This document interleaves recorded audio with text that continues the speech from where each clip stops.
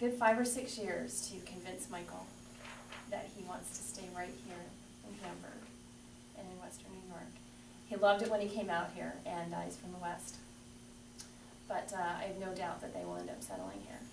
So I have a vested interest in this district. My mother went to Charlotte Avenue, and my girls went there. And my mother would go to the things in the auditorium, and she'd say, oh, things haven't changed here since I was a kid. And my girls noticed that. They loved that. And Sarah loves Hamburg. And because of that, I do too. And as I explained before, you know, we're empty nesters, but I have no desire to leave this area. I love it here. My grandparents were here. I would come and visit them as a child, and can remember shortly after Greg and I were married, we were in Houston, saying I would love to live somewhere where there was an ice cream stand at the end of my street. That's where I live on Euclid, and there's Nick Charlap's. I got my dream, and this community means everything to me, and this district is a wonderful district.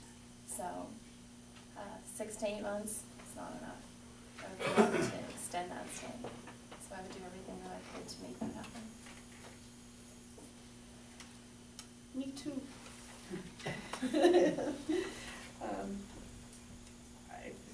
My mother is 85, and she went to the high school, well, Union Pleasant was a high school at the time, and my mother has the same thoughts. So, no, this is home. I could have worked in other places. This is home. My parents are still here. This is where I plan on being buried, and I'm not going anywhere. So this is just this is part of the learning curve. This next 6 to 8 months, this is part of the learning curve for bigger and better and more. I'm in for a dime, in for a dollar. I'm not going anywhere. Can I pick one more question and add one more? Do you mind? You don't mind. Bob, Oh, we almost let you That's go. okay. Okay. We're gonna have another Well, it one sounds after like, that, though. first of all, you know, be honored to serve for 6 to 8 months, but it also sounds like re-election's already tough. The 10 candidates running already out there for re-election, so that's pretty interesting. Obviously, if you didn't know, I served both as a legislator and as a board member. I was one of the few times that that ever happened, and the reason I didn't continue is because I was donating all my time and concentrating solely for the Erie County, and today I regret that. I wish I would have stayed on as a board member.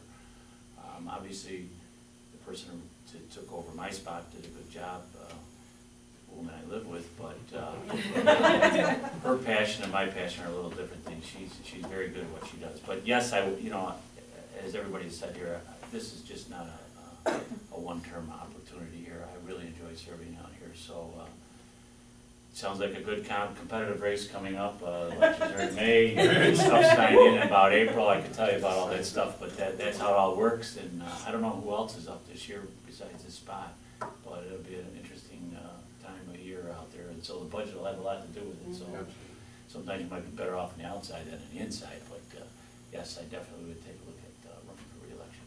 You've got signs made already, don't you? I can't tell you.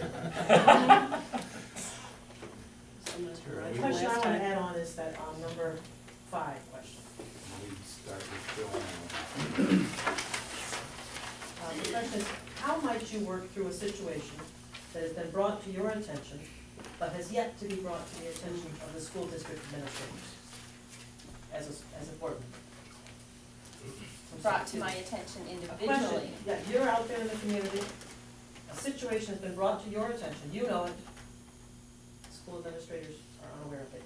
Is the situation, does it matter what the situation is? Anything? I'd say something that might be involving you as a school board member, that you might need to be knowing, or somebody. We find people come to us all the time as school board members saying, I want to tell you this. Well, I'm going to just throw it out there how I would view this. As a member of the school board, I believe that that's the first party that I would share something with. And then because we are a board, I think collectively we have to then take that information to the administration. I don't think I would want to be a standalone going to the administrators or to the administration office here and single anybody else out. If I'm a member of the board, I'm a member of the group, and we are a group and working as one. So what I find out, what is is shared with me is shared with you, and then as a board, we will decide what the next step is. That's how I do it. Well, I'm not a knee-jerk reactionary kind of a person. As we tell the children when we're teaching them to write, you need to know who, what, when, where, and how. And you have to find that, because oftentimes if someone would come up to you with something that they're passionate and they're very verbal about, there's a lot of emotion involved there, and it's a perspective. It's a point of view from that person. Well, if you talk to someone else in the same situation, there's going to be another take on it. You need to find everything out before it can get resolved. So the process would be to find out, similar, get all the information before we can react on it. You can't react on it as a single person. We're an entity, and if we don't stand together, we're gonna get picked apart. And if we don't sort of stay tight as a group, the community is just going to just scavenge our bones, and we can't have that. So we need to get all the information so that we can make an informed decision, or even advise from an informed platform. Then it goes to the administrator.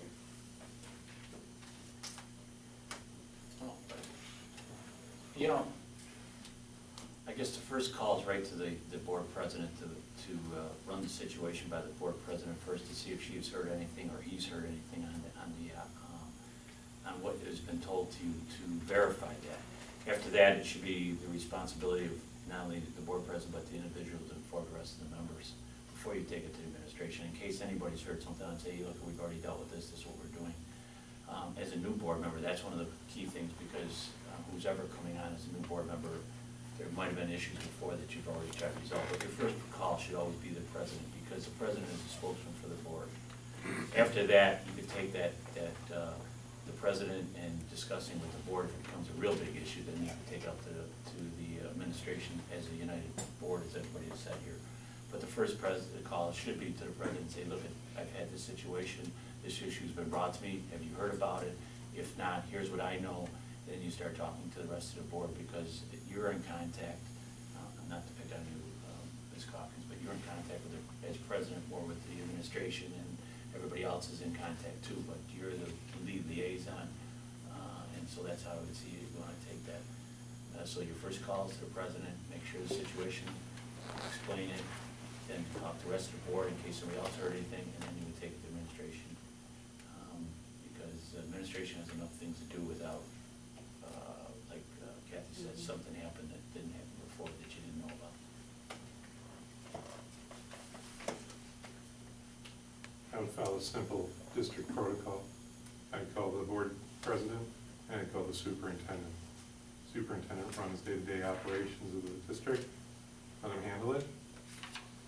President can fill in the rest of the board. Then I'd follow up to make sure it was taken care of properly.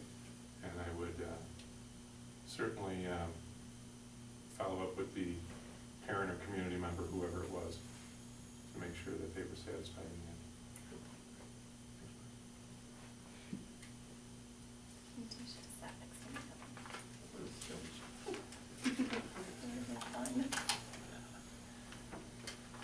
Got any more questions? I'm really on a roll. Do we feel okay in terms of questions? Yep. I think We'll that's- have 2 minutes for a closing statement. We'll start with Catherine. Oh.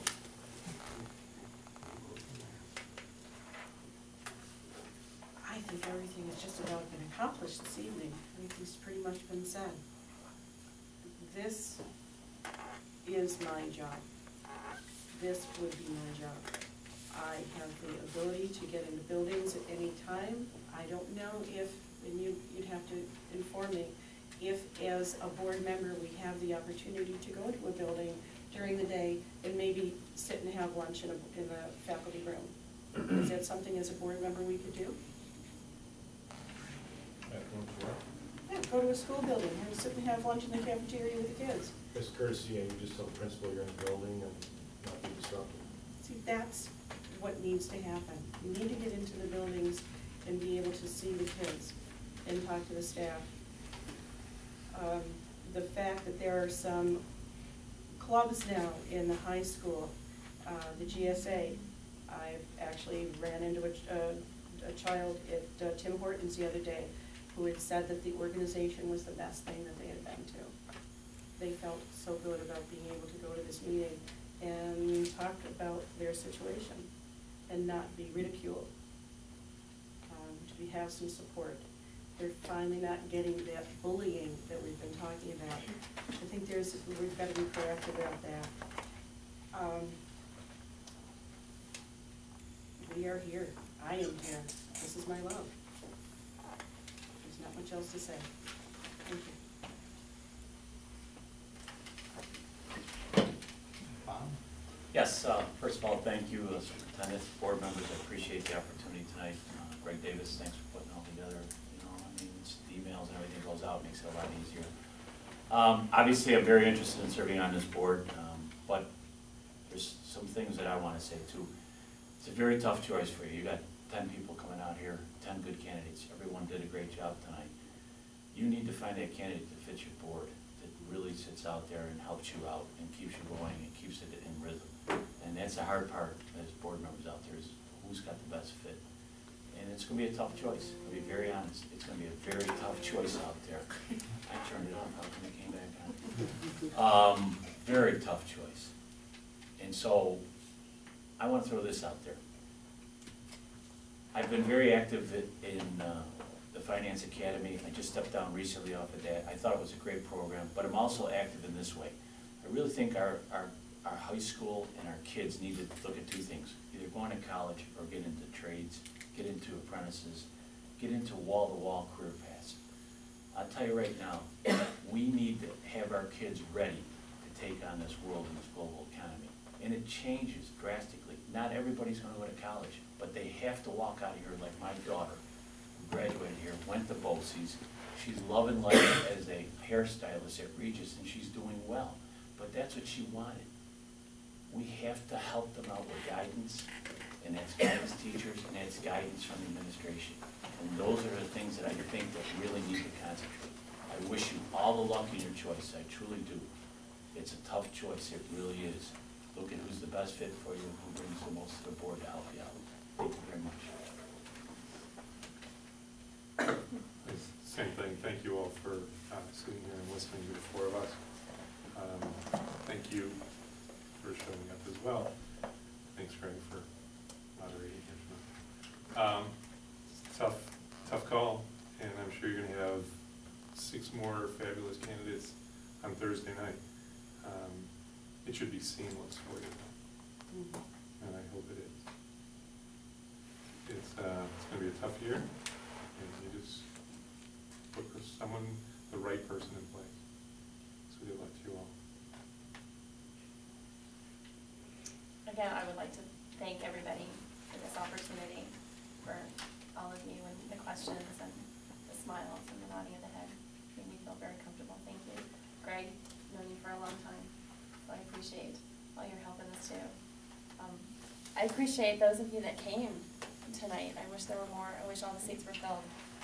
It's a shame that they're not. And that's one of the things that we really need to concentrate on too, is to get more parents involved. And I think that, again, as I've said before, that's where I'm coming from. It's the parents, the community. They're the ones that are going to help to make us succeed and to move forward. And I feel I can be a good representative for them and a good liaison to them, along with all of you. But at the same time, I appreciate the other 3 that are here. I hope to come on Thursday and see who the other 6 are. I don't envy your job, your position here, but I trust that you will make the best decision. And I will support whoever that person is, as well as the rest of you, as you continue to move forward to help make this district the best that it can be. Thank you. Thank you folks very, very much. We really appreciate it. Can we have a motion to adjourn the meeting? So moved. So moved, the second? All in favor? Aye. Opposed? Thank you both very, very much. Thanks, everyone.